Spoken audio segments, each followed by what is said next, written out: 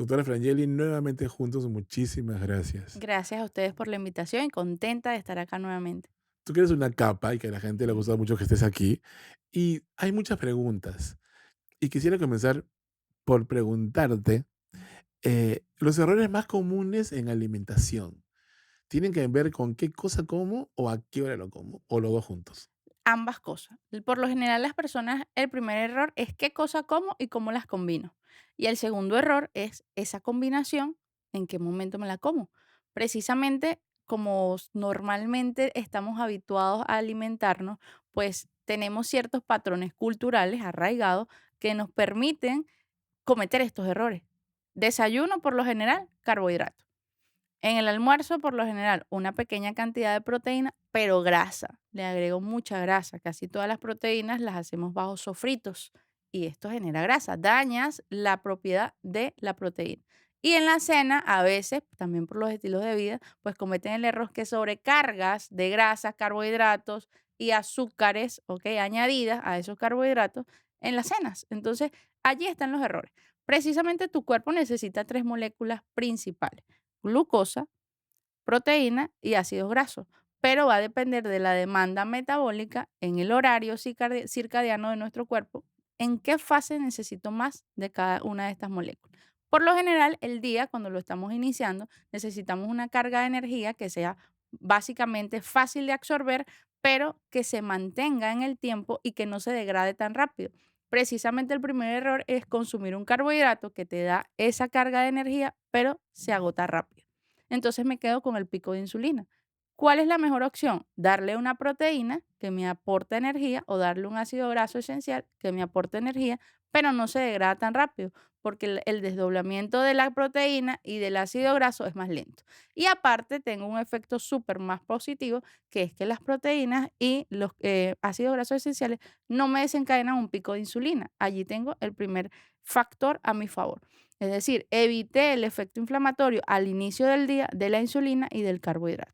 Luego pasamos a la hora de la segunda comida, que vendría siendo el almuerzo. Aquí sí puedo ser un poco más complaciente, aumentar mi proporción del carbohidrato, que sea un carbohidrato no refinado, bien sea verduras, en este caso papa, camote, zanahoria, ¿ok? Ujú. Algún tipo de carbohidrato extra, una pequeña porción de alguna fibra, ¿ok? Por medio de mis ensaladas, mi gran cantidad de proteína, que debe ser por lo menos un 45 a un 60% de mi plato, y aparte mi ácido graso esencial. Y acompañado, bien sea de algún tipo de sopa o caldo que también me aporte grasas y carbohidratos, pero de fácil absorción. Ok, a ver, para ir un poquito en orden. Hablábamos de que cada vez que yo como algo, hago un pico de insulina. Y Ujú. debería no hacer muchos para estar mejor. Entonces, no debería comer tantas veces. Ya. Pero ¿cuántas es, digamos, necesario?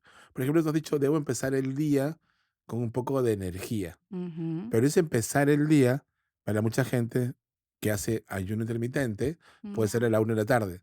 Para mucha claro, gente que va al gimnasio, puede ser muy temprano en la mañana. claro. Para todos los que trabajamos, podría ser 7 de la mañana, 8. Entonces, ¿en qué momento debo yo romper mi ayuno y desayunar? O sea, ¿cuál es la primera comida? ¿Ese Mm, horario es igual para todos o depende de qué cosa hago, ya. de qué edad tengo?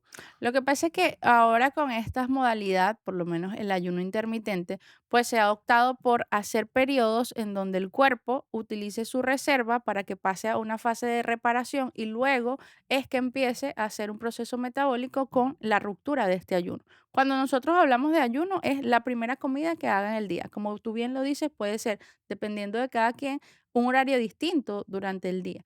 Precisamente cuando estamos en una fase de crecimiento, que somos adolescentes o estamos en una fase escolar, es prescindible, ¿ok? Que los niños, por su desarrollo cognitivo y psicomotor, tengan un aporte de sus comidas al día, ¿ok? En la mañana su desayuno, al inicio del día, porque van al colegio, porque están realizando constantemente su cuerpo, actividad física. Un niño siempre va a estar corriendo, caminando, jugando y necesita calorías, ¿ok? Ahora, a ese niño que va a correr al colegio, le doy una chocolatada que compré en el supermercado y un pan con lo que sea, pero un pan. Estoy No, dando carbohidratos y químicos. sí. ¿Qué cosa debería darle? Un huevo pasado, ¿ok? Un pedazo de palta, Le puedo dar un cereal, pero luego de que haya consumido la proteína o la grasa ¿Qué saludable. tipo de cereal? Puedo darle quinoa, puedo darle, Quaker, pero sin leche, ¿ya? Puedo hacerlo solamente cocido, con un poquito de canela, un poquito de clavo de olor o un poquito de esencia de La vainilla. famosa avena que todo el mundo toma o quiere Sí. comer todos los Pero, días. sin embargo, las proporciones de avenas tampoco son tan saludables cuando las excedemos, Sí, he ¿ok? escuchado Porque eso, se convierten en harinas. Entonces, debe ser como un complemento, un pequeño postre que poquito. tú des en el desayuno, no una taza que supere la cantidad de proteína o la cantidad de grasa que tú le estás dando Ahora, en por el ejemplo, le desayuno. doy eso a un niño que después va a ir al colegio. Y la lonchera, porque a veces es qué cosa le mandamos o toma la platita y cómprate algo en el kiosco del colegio Claro, y se que termina comiendo el hot dog con papas al hilo que son sí. grasa y una soda Y o una cantidad de gaseosa. sodio, sí. ¿Qué es lo que deberíamos En este caso, darle puedes o dar. recomendarle que coma si se va a comprar algo en el kiosco? Claro, en este caso lo que puedes darle es o bien sea una fruta, ¿ya? O bien sea una ensalada de vegetales, ¿ok? Que no le va a aportar tanto carbohidrato y tampoco le va a aportar tanta grasa, ¿ok? Le puedes dar pues una ensaladita de atún, ¿ok? Con tomate, lechuga, zanahoria, ¿ok? A mitad de mañana o una ensalada que tenga entre dulce y salado, ¿ya? Trocitos de piña, trocitos de vegetales de hoja verde que le complementa, ¿ya? O en su defecto, mandar una proteína, un poco de yogur griego con cierta fruta. Esto puede ser. O en otro caso, frutos secos. Le puedo dar Ujú. algún tipo de canolas, le puedo dar algún tipo de maní, ¿ves? Almendras, todos estos que son grasas, una pequeña cantidad y me va a suplir la fuente de energía que estoy requiriendo a mitad de mañana. Estas barritas energéticas que venden en tantos supermercados, No. sí, yo sé, pero quiero que lo digas tú. ¿Qué sucede con Son un estas veneno. barritas? Estas barritas, por lo general, sucede lo mismo que pasa con ciertos alimentos que supuestamente son saludables. Van a estar envueltos en estos jarabes de vegetales, de no vegetales, de granos de origen vegetal, como girasol, para tratar de mejorar primero el aspecto a la visión, ese brillo que tienen esas barritas son por azúcares añadidos que precisamente no son azúcar directo, pero sí vienen de unos jarabes de azúcar. Aparte, pues son carbohidratos porque tienen semillas que pasan por un proceso de cocción para darle ese aspecto voluminoso que sea atractivo a la vista, pero realmente no estás consumiendo la fibra y no estás consumiendo el tipo de azúcar que necesitas. Solamente carbohidrato más azúcar. Sí, Mira, no, y el jarabe de mi maíz. hermano menor cuando era chiquito, yo así le compraba las cajas de cereal en el supermercado y decía, qué bacán, está comiendo súper sano. No, Pero es que ahí sale, o sea, nutriente, energía, o sea, vitalidad para que corra, para que haga, para que crezca sano.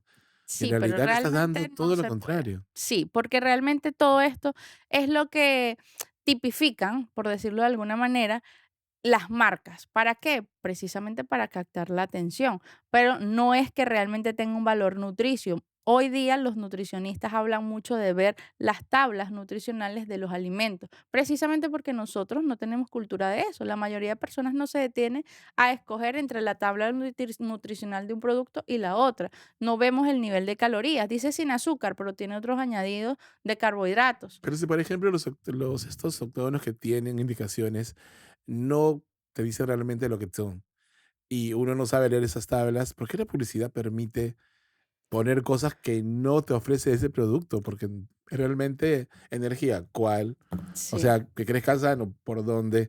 O sea, exacto. debería haber una denuncia contra eso, porque en serio no. Lo que pasa es que se pone el nombre químico y la mayoría de personas pues no conocen estos nombres químicos, ¿ya?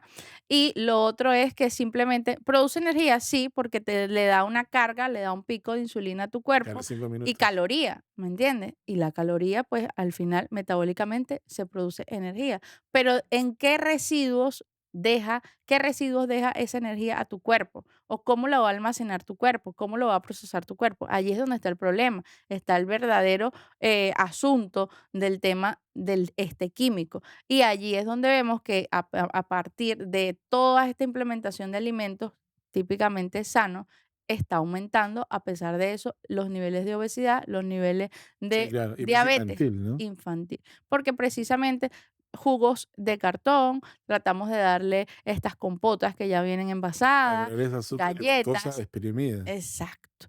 Colorantes, tienen químicos conservantes que también son proinflamatorios y el cuerpo tiene que luchar con toda esta demanda a diario de forma Desde constante muy desde chiquitos. muy chiquitos. Ahora ya, este niño que espero haya comido esa ensalada de atún, que no sé si pasará en la vida real, pero ojalá, llegó a su casa del colegio. Debo darle algo que almuerce, pero que haga que no se me duerma para que pueda hacer las tareas. ¿Qué debería Sí. almorzar un niño que va al colegio? Bueno, lo primero, puedes darle un filete de pollo, un filete de pavo, un filete de pescado. Carnes rojas, no tanto, pero sí puede consumirlas, bien sea a la parrilla, bien sea a la plancha, bien sea en salsas, que sean cocciones, que no tengan muchos añadidos, es decir, mayor cantidad de vegetales que condimentos. Le puedo dar aparte su ensalada, le puedo dar algún tipo de menestras, ¿ok? Y una baja proporción de arroz, una baja proporción de fideos. Si no lo hago, muchísimo mejor. ¿Por qué? Porque si le aporto verduras, si le doy una ensalada cocida, bien sea de brócoli, zanahoria, betarraga, ahí ya tengo la proporción de carbohidrato que necesito. Y, por ejemplo, cuando toman algo durante las comidas, gaseosa, limonada, chicha, a ver, además de lo que podrían tomar, ¿es bueno tomar líquido durante las comidas? Bueno, eso realmente es controversial porque muchos nutricionistas dicen que el líquido enlentece y retrasa el proceso digestivo. Yo en particular, pues siempre recomiendo que luego de la comida, ya pasado un tiempo, puedes consumir algún tipo de líquido, bien sea agua, bien sea alguna limonada sin azúcar, alguna infusión, que luego de que ya pasó el proceso de licuefacción, que es ese proceso peristáltico en el estómago en los primeros minutos de la digestión, de la ingesta, ya luego de que eso ocurre, tú puedes tomar algún tipo de bebida, pero durante la comida, es decir, voy comiendo y voy tomando algún líquido, por lo general no se recomienda porque esa cantidad de, bien sea jugo, de infusión o de agua, enlentece y retrasa tanto el proceso de absorción como el proceso de licuefacción de la digestión. Y a la larga ya después eso trae algún tipo de no daño, pero sí problema a nivel intestinal, por eso nos llenamos de gases, quizás por eso también es más difícil para el colon movilizar esas heces, porque es tanto líquido que activamos el nivel de absorción de Claro. agua y retrasamos por completo la absorción de fibra y la absorción de Y más si nutrientes. hago lenta mi digestión y vuelvo a comer algo a la hora, y voy a hacer picos de glucosa que Ujú. son Y la continuos. masticación, porque muchas veces Sí, ¿no? no comemos, no masticamos bien, sino que engullimos la comida y hay un impacto psíquico en el ser humano, que es que cuando estamos consumiendo un alimento que nos gusta muchísimo, esa ansiedad, ese frenesí de comerlo que no masticamos bien. Entonces, eso también tiene un impacto fundamental en la digestión. La masticación, realmente la primera fase de digestión ocurre en la boca, ¿ya? Desde que nosotros empezamos a masticar. Por Claro, hay eso, un proceso químico también ahí, sí, ¿verdad? la primera fase del sistema nervioso central, nosotros vemos el alimento y inicia la salivación, que es cuando tú estás, ya quieres degustar el alimento y Quiero ya mi ahí postre. empieza, allí empieza. Ok, Luego en la masticación, luego en el estómago, intestino delgado y finaliza en el colon. Entonces, ok. todas estas fases son importantes. Entonces hablemos del postrecito y de las gaseosas después del corte comercial. Ya, muy bien.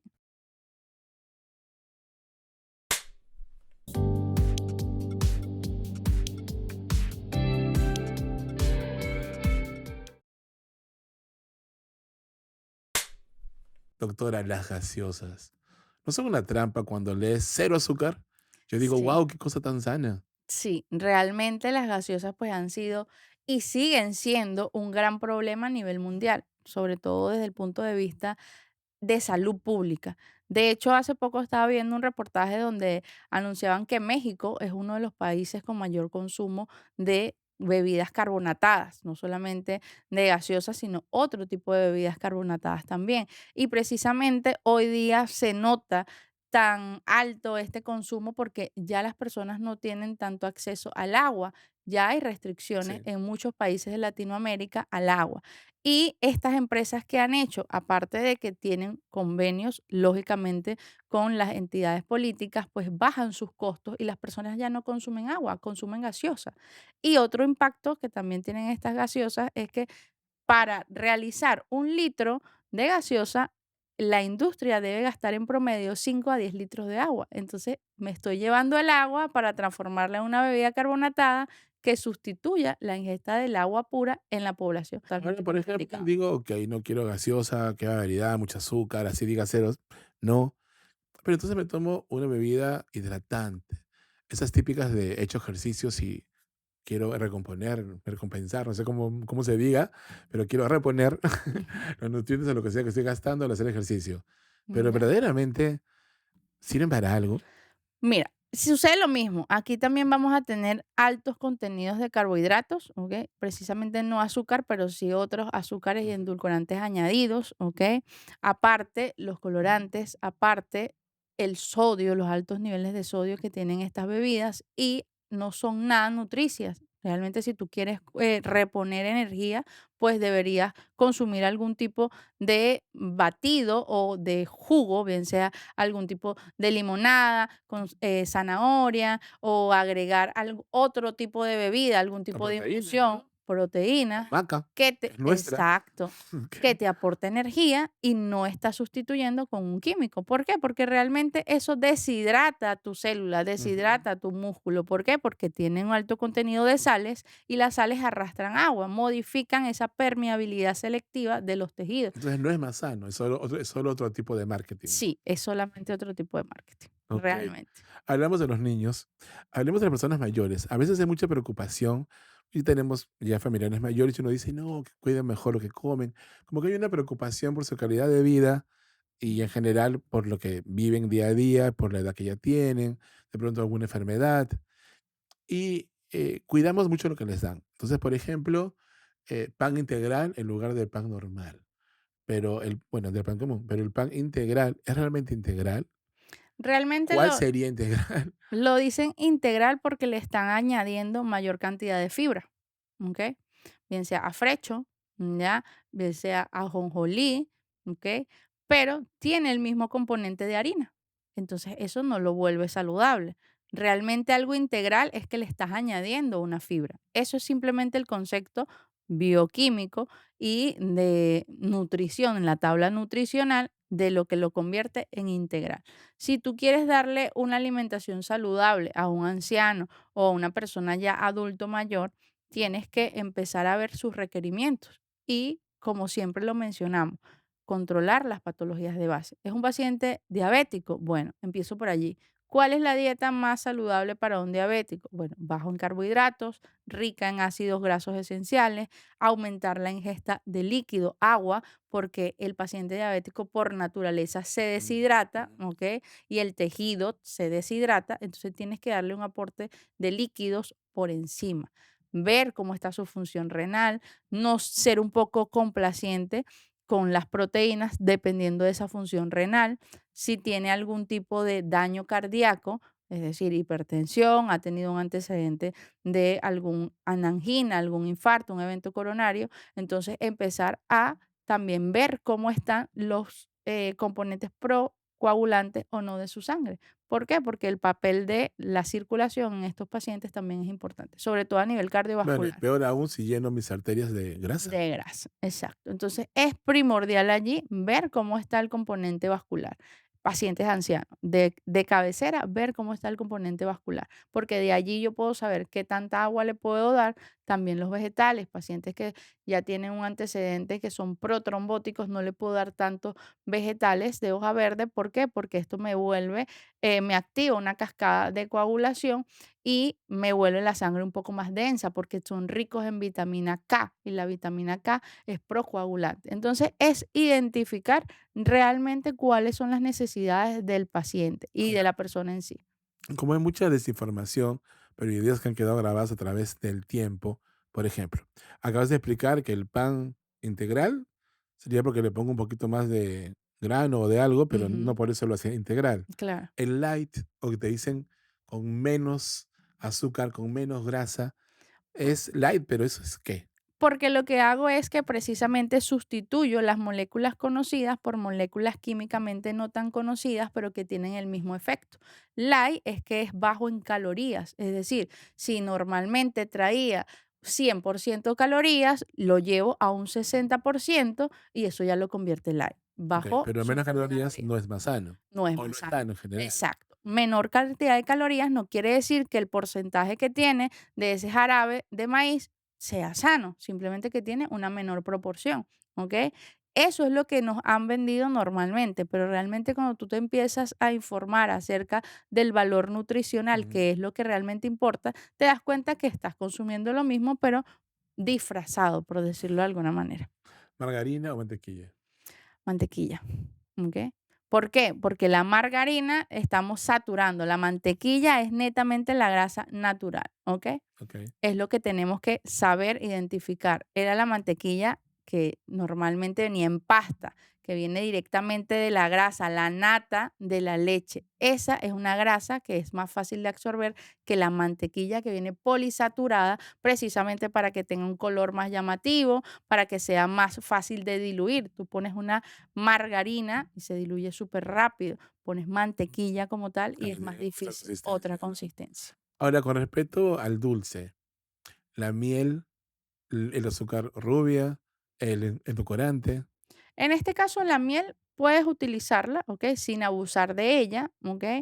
El azúcar rubia es menos refinada, esa es la única diferencia, ¿ok? Pasa por menos procesos de refinamiento, es lo que le quita ese color rubio a hacerla blanca, brillante, como el azúcar que estamos acostumbrados a ver, pero básicamente sigue siendo azúcar, ¿ya? Solamente que es menos procesada, es lo que le da esa característica saludable de alguna manera. ¿puede comer miel un diabético? No debería consumirlo en grandes cantidades, pero lo puede utilizar de forma terapéutica. Es decir, si nosotros vemos un paciente con diabetes que tiene una lesión en el pie, incluso se le puede colocar miel en esas Que se ulceraciones regenera, para ¿verdad? regenerar, ¿ok? Pero en consumo debería ser un poco acucioso a la hora de Y consumir en miel. general, no diabéticos, digamos, pero, ¿es bueno endulzar con miel o puedo usar otra cosa en lugar de En eso? diabéticos. No, no, en general. En general no deberíamos endulzar, porque ya Okey. cada alimento tiene su proporción de azúcar.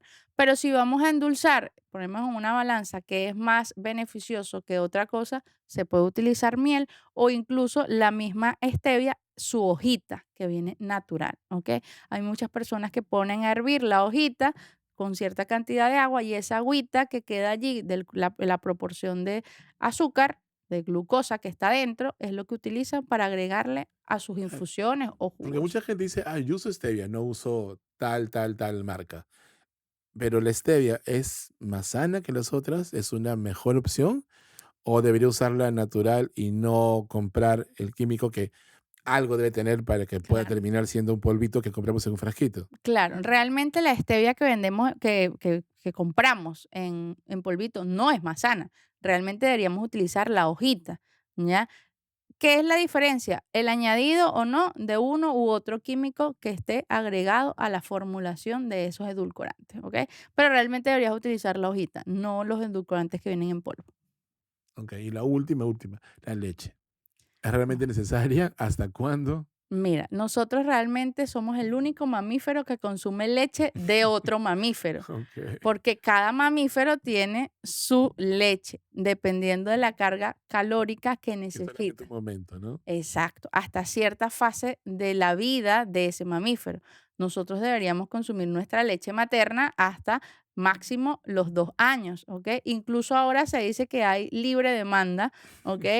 Porque obviamente a medida que va pasando el tiempo, la calidad de esa leche materna pues varía, porque ya no tiene la misma producción ni de azúcares, ni de grasas, ni de No, pues, con lo proteínas. que ahora comemos, imagínate qué leche Exacto. producimos. Pero normalmente nosotros no necesitamos consumir lácteos. ¿Por qué? Porque si bien anteriormente, estamos hablando de años atrás, la leche podía tener un valor nutricional significativo, hoy día no.